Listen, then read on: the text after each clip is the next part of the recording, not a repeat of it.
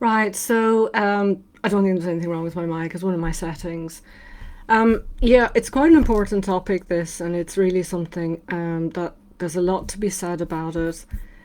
Um, keep getting these messages about my camera. Never mind. Moving past shame and guilt, far more important than my settings. What I want to talk about is that a lot of people feel very negative emotions around addiction when they're in an addiction or when they have a relapse, and it can really sets people back. It causes them a lot of grief, real spiral downwards, depression and self-loathing and real sense of despair. This, oh, I don't have the willpower, I can't do this myself, what's wrong with me? People really feel there's something wrong with them. Now, addiction does take a grip, and some of these urges and cravings are impossible sometimes to overcome. With the right help, obviously, you can. It's a question of rewiring those thoughts, rewiring the brain, so it develops better patterns of behaviour. But to go back to these feelings of shame and guilt and the negative feelings, um, it's akin to you have to find a way to soften the blow against yourself. I mean, when you feel those feelings, it's the same as falling out with yourself. Because that relationship with yourself, it's the same as, and the example I wanted to give is, let's say you've fallen out with a friend of yours and they invited you to something and you didn't want to go for one reason or another. You probably knew that it might upset them, but you just really didn't want to go. And maybe there was some reason you couldn't give, whatever. Point is, they're miffed, they're not talking to you, so the relationship is kind of gone by the wayside, and you feel bad, and everybody feels bad. So you bump into your friend by accident, let's say that happens, so awkward. And it comes out that, look, I'm sorry, I know you wanted me to go to your party, but I just wasn't feeling up to it, had a rubbish day, and whether they're excuses or whatever, but you give some explanation for it. And the friendship means a lot, and this is really important as well. It's a relationship that you care about, so I'm assuming that the relationship with yourself is one that you care about as well, and that's really critical. So in this relationship with your friend, it's one you really do want to patch up and to be friends again. So you give an explanation and you try it and you hope your friend accepts it. And, I know it's a simple example, assuming your friend accepts it, and then you become friends again. You say, hey, let's go for a coffee, let's go for a drink.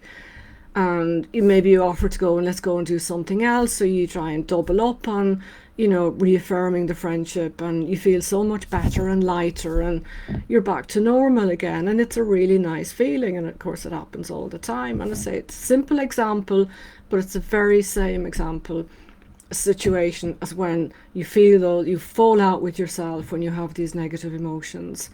You've fallen out with yourself. How can you possibly move forward? You fall out with somebody else, how can you move forward in that relationship? You can't. There's nothing there to grow and thrive. The energy is not there to go and do stuff, to have fun, whatever. It's not there, and it's not there with yourself. If those negative feelings are there, you have to show self-compassion. You have to show compassion to yourself.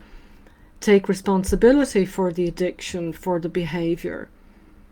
Okay, you know that there's a problem.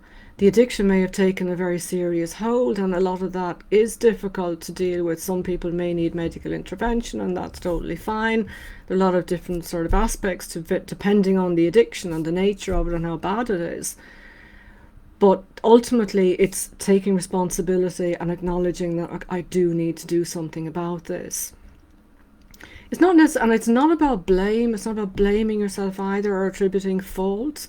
It's about acknowledging. It's a nod to it. Okay, this is the situation, and then you can move forward from there. And then it's like with your friend, when you're patching up with them, you suggest going for a drink. So with yourself, it's you take action. What can I do? I'll go and get help. I'll go and get support. It's not necessarily as easy. Obviously, there's a lot more thought and a lot more maybe hesitation about it. It doesn't just happen. Sometimes it does. You might be ready for it. There are a gazillion different scenarios, but the principles are the same. It's about creating that positivity, to that rebuilding that relationship with yourself.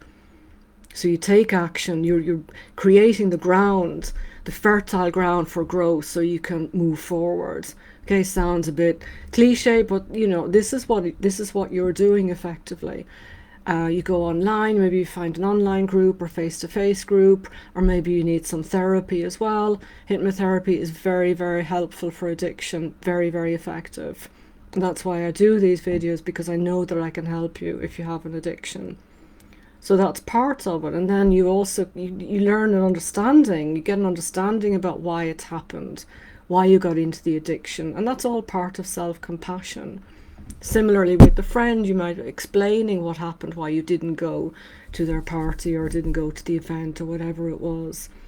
So there's dialogue, it's dialogue in the same way that you have a dialogue with yourself. I was talking about that in a video the other night about that self-talk. It's a similar format. There is a dialogue with yourself which creates that objectivity and room for growth, room for extra thought, some new ideas and thoughts to come in there, room for growth, so you can move forward. And then you look for ways to try and, hope that breakdown doesn't happen again. So, and with the addiction, you look for a way to create new coping skills, better coping mechanisms to strengthen yourself against relapses. And everybody has relapses. They're very, very common. They're very normal. Some have more than others. Totally depends. Depends on the addiction, depends on how long you've been in the addiction. So many factors. The principles are the same. To get over that shame and guilt, you have to make up with yourself. You've got to patch up that breakdown, that fallout, because that's what it is. You've fallen out with yourself. Because your true self is not like that. Your true self, when you were born, you weren't born with shame and guilt. We were born with a clean slate. None of these negative emotions and feelings. And that's the true self. So I hope that's been helpful, as I always say, and that it's given you some insight into how, it's a relationship with yourself that you're working on. Okay, and there are positive steps to take, and the first one is acknowledging and taking responsibility for it and saying, okay, now I just need to take some action. Okay, have a great evening. Bye for now.